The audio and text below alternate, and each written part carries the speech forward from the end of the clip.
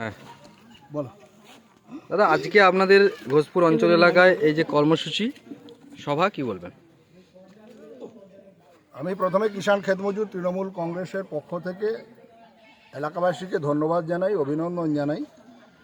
আজকে ঘোষপুরে হচ্ছে মানে বিষয়টা কেবলমাত্র ঘোষপুর নয়, সারা পশ্চিমবাংলা ব্যাপী মমতা বন্দ্যোপাধ্যায়ের নির্দেশে, অভিষেক বন্দ্যোপাধ্যায়ের নির্দেশে সারা পশ্চিমবাংলা ব্যাপী তৃণমূল কংগ্রেসের যে কিষাণ খেতমজুর সংগঠন, যার নাম কিষাণ খেতমজুর তৃণমূল কংগ্রেস, আমরা সর্বত্রই ময়দানে নেমেছি। সে আলিপুর দুয়ার থেকে কাকদ্বীপ পর্যন্ত নেমেছি এই কারণেই যে আমরা চোখের সামনে দেখতে পাচ্ছি পশ্চিমবাংলার কৃষিতে যে উন্নয়ন, গ্রামীণ মানুষের যে কল্যাণে কাজকর্ম, সেটাকে নস্যাৎ করে দিয়ে বিজেপি নামক একটি দল, তারা পশ্চিমবাংলার না জানে ভৌগোলিক অবস্থান, না জানে সামাজিক সাংস্কৃতিক অবস্থান বিন্যাস, কেবলমাত্র হিন্দু মুসলিম করে এলাকার গরিব খেটে খাওয়া মানুষের মধ্যে যে ঐক্য, সেই ঐক্যকে নষ্ট করার জন্য উঠে পড়ে লেগেছে।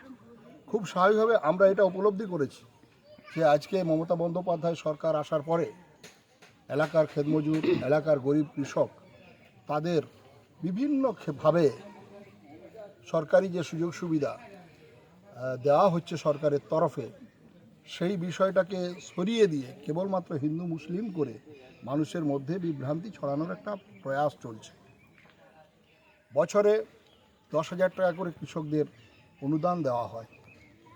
এছাড়াও কৃষকদের কম পয়সায় বীজ, কীটনাশক ঔষধ, কৃষি যন্ত্রাংশ তাও দেওয়া হয়, যেটা কৃষকদের স্বার্থে খুবই উপকার হয়।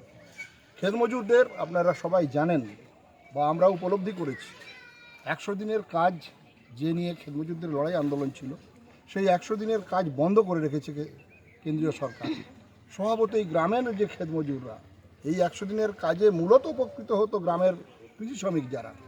এটা বন্ধ হয়ে থাকার ফলে তারা কাজ পাচ্ছে না। শুধু কাজ পাওয়া নয়, এই কাজের মধ্য দিয়ে এলাকার উন্নয়ন হতো, মাটির কাজ হতো, যে মাটির কাজের মধ্য দিয়ে নিকাশি ব্যবস্থার সম্প্রসারণ, বাঁধগুলির সম্প্রসারণ, এছাড়াও বিভিন্ন কাজকর্মের সুবিধা হতো, সেটা বন্ধ হয়ে আছে।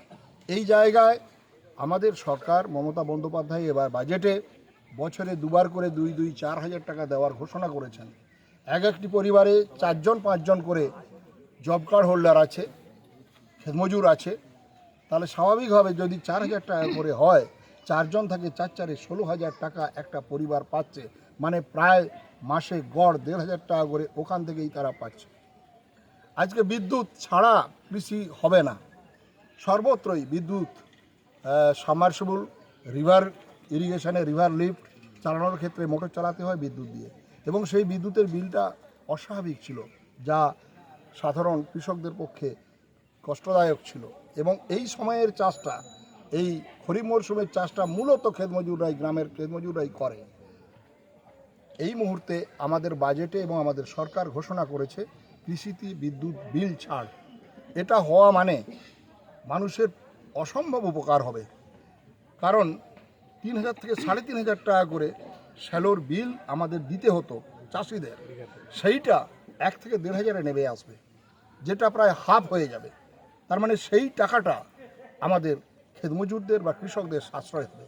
তাহলে একাধারে একটা সরকারের কাছ থেকে মাসে 6 থেকে 8,000 বা 10,000 টাকা পর্যন্ত যদি সব মিলিয়ে দেখা যায়, এলাকার মানুষ কিন্তু পাচ্ছে।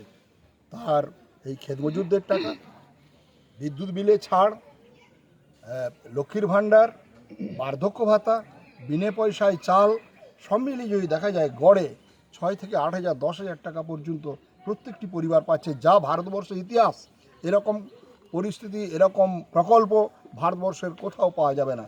খুব স্বাভাবিকভাবে পশ্চিমবাংলার মানুষ তৃণমূলের পক্ষে, মমতা বন্দ্যোপাধ্যায়ের পক্ষে আছে, আর সেটা সহ্য হচ্ছে না এক শ্রেণীর কায়ামিক স্বার্থের লোকেরা, যারা চিরকালই গরিবকে গরিব করে রাখতে চায়। বড় লোকেদের ছড়ি ঘোরানোর রাজনীতি নিয়ে যারা এতকাল রাজনীতি করে আসছে, তারা বিজেপিতে নাম লিখিয়ে তারা এই সমস্ত জিনিস করে বেড়াচ্ছে। তাই এই জায়গাটায় দাঁড়িয়ে আমরা কৃষক খেতমজুররা চুপ করে থাকতে পারি না। আমরা সারা পশ্চিমবাংলাব্যাপী এদের এই চক্রান্তের বিরুদ্ধে আমরা নেমেছি। এরা কেবলমাত্র হিন্দু মুসলিম করছে, পাঁশকুড়াতে বা এই সমস্ত এলাকায় হিন্দু মুসলিম কিছু নয়। আমার দুপাশে যারা আছে তারা মুসলিম ভাইরা, হিন্দু ভাই সবাই। তা আমরা একসঙ্গেই চলি, এই প্রশ্ন কখনোই আমাদের মাথায় আসেনি। এই এলাকায় দীর্ঘকাল ধরেই ওমর আলী বিধায়ক ছিলেন, তিনি হিন্দু না মুসলিম কেউ কখনো ভাবেনি। বর্তমান সময়ে যিনি বিধায়িকা তিনিও ফিরোজা বিবি, তিনি হিন্দু না মুসলিম এ কথা কেউ কখনো ভাবেনি, এই নিয়ে প্রশ্নও করেনি। খুব স্বাভাবিকভাবে এই জাতীয় প্রশ্নগুলি তুলে ধরে আমাদের সাধারণ মানুষের মধ্যে বিভাজনের রাজনীতি করছে, তার বিরুদ্ধে আমরা ময়দানে নেমেছি। আমরা বিশ্বাস করি, আমরা নিশ্চিতভাবে মনে করি এবারে নির্বাচনেও এলাকার মানুষ, গ্রামীণ কৃষক শ্রমিকরা তৃণমূলের পক্ষে থাকবে, জোড়াফুলের পক্ষে থাকবে এবং বিপুল ভোটে পাঁশকুড়া বিধানসভা সহ পশ্চিমবাংলার সমস্ত বিধানসভাতেই আমরা এগিয়ে থাকব। পূর্ব মেদিনীপুর নিয়ে যারা অনেক কথা বলছে তাদের স্বপ্ন দিবা স্বপ্ন থেকে যাবে। 16টা সিটেই আমরা ভালো ফলাফল করে বেরিয়ে আসবো। পাঁশকুড়া নিশ্চিত জায়গাতেই আছে, এ কথা আমি বলতে চাই। এবং এই কারণেই আমাদের প্রতিদিন এই সভাগুলি হচ্ছে, প্রচার মিছিল হচ্ছে। সবাইকে ধন্যবাদ জানাবো। আমি কিষাণ ক্ষেত মজুর তৃণমূল কংগ্রেসের রাজ্য কমিটির সদস্য, এই কথা ঠিকই, কিন্তু আমি সুধাংশু যাদব কেবলমাত্র ওই পরিচয় নয়, এই এলাকার গ্রামীণ এলাকার দীর্ঘকাল ধরেই ক্ষেতমজুর এবং কৃষকের লড়াই আন্দোলনের সঙ্গে ছিলাম, আছি এবং থাকবো, এই বলে সবাইকে ধন্যবাদ। আজকে কোথায় কোথায় কর্মসূচি করলেন আপনি? আজকে আমাদের গোবিন্দনগর অঞ্চলে কর্মসূচি হয়েছে, চলছে, এখন ঘোষপুর অঞ্চলে হচ্ছে, আগামী পরশুদিন মগরাজ অর্থাৎ চৈতন্যপুরে আছে। প্রতিদিনই আমাদের কর্মসূচি চলতে থাকবে। একটু অসুবিধা হচ্ছে যেহেতু রোজা মাস চলছে, খুব স্বাভাবিকভাবে আমাদের মুসলিম সম্প্রদায়ের মানুষজন তারা রোজা রেখেছেন, ফলে সন্ধ্যের দিকে তাদেরকে চলে যেতে হয়। তাহলেও তারাও ব্যাপকভাবে অংশগ্রহণ করছেন ওই সময়টুকুর মধ্যেও, ফলে তারাও অংশগ্রহণ করছেন। সবাই মিলেই এই নির্বাচনী বৈতরণী হেসে হেসেই আমরা পেরিয়ে যাব, এ নিয়ে কোনো সন্দেহ নেই। কোথাও কি সামনেই বিধানসভা নির্বাচন, সেই নির্বাচনকে কি পাখির চোখ করে এখন থেকেই মাঠে নেমে আমরা এখন থেকেই মাঠে নেমে পড়ছি। আমরা সারা বছরই মাঠে থাকি। পাখির চোখ নিশ্চিতভাবে বিধানসভা নির্বাচন, কিন্তু এই আজকের সভাটাই একমাত্র বিষয় নয়। সারা বছরই আমরা সভা সমাবেশ করি, সারা বছরই মানুষের কোনো না কোনো কাজকর্মের সঙ্গেই থাকি, ফলে নির্বাচন আমাদের সারা বছরই হয়। 365 দিনই আমাদের নির্বাচন হয়।